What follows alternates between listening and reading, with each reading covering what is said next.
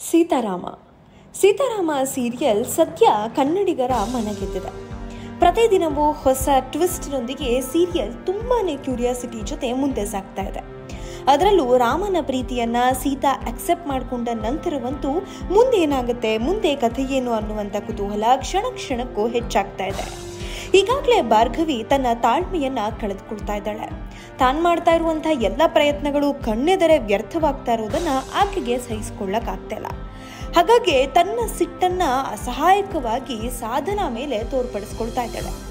ನೀವೆಲ್ಲರೂ ಇವತ್ತಿನ ಎಪಿಸೋಡ್ ಅನ್ನ ಗಮನಿಸಿದ್ರೆ ಸಾಧನಾ ಮೇಲೆ ಆಕೆ ಬಿಸಿ ಕಾಫಿ ಚೆಲ್ಲೋದನ್ನ ನಾವೆಲ್ಲರೂ ಗಮನಿಸಬಹುದು.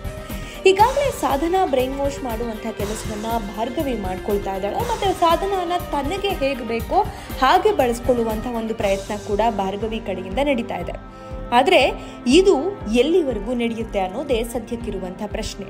ಈಗಾಗಲೇ ಕೆಲ ಸಂದರ್ಭಗಳಲ್ಲಿ ಸಾಧನಾಗೆ ಭಾರ್ಗವಿಯ ಬಗ್ಗೆ ಕೆಲ ಅನುಮಾನಗಳು ಕೂಡ ಮೂಡಿದೆ.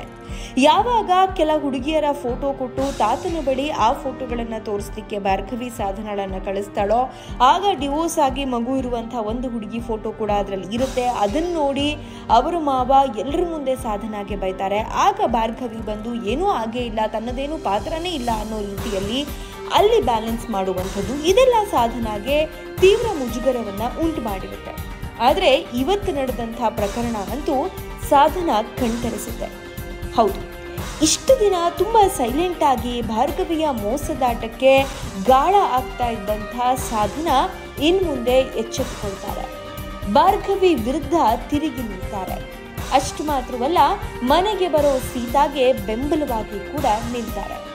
ಇನ್ನು ಮುಂದೆ ಸಾಧನಾ ಬೇರೆ ರೀತಿಯಲ್ಲೇ ಆ ಮನೆಯಲ್ಲಿ ತಾನು ತನ್ನ ಮಹತ್ವ ಎಂಥದ್ದು ಅನ್ನೋದನ್ನ ಎಲ್ರಿಗೂ ಅರ್ಥ ಮಾಡಿಸುವಂಥ ಒಂದು ಪ್ರಯತ್ನವನ್ನ ಮಾಡ್ತಾರೆ.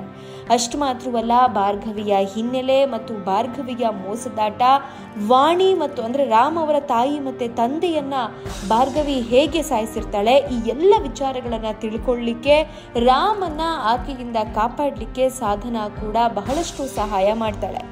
ಅಷ್ಟು ಮಾತ್ರವಲ್ಲ, ಸಾಧನಾ ಗಂಡ ಸತ್ಯ ಕೂಡ ಇದರಲ್ಲಿ ಬಹಳಷ್ಟು ಹೆಲ್ಪ್ ಮಾಡ್ತಾನೆ. ಮತ್ತು ಇಷ್ಟು ದಿನ ಸತ್ಯ ಒಬ್ಬ ಅಸಹಾಯಕ ಅಥವಾ ಒಬ್ಬ ನಾಲಾಯಕ ಅಂತ ತಿಳ್ಕೊಂಡಿದ್ದಂಥ ಸಾಧನಾಗೆ ತನ್ನ ಗಂಡ ಎಂಥವನು, ತನ್ನ ಗಂಡನಿಗೂ ಕೂಡ ಭಾರ್ಗವಿ ಕಡೆಯಿಂದ ಯಾವ ರೀತಿಯಾಗಿ ಮೋಸ ಆಗಿದೆ ಅನ್ನುವಂಥದ್ದು ಗೊತ್ತಾಗುತ್ತೆ.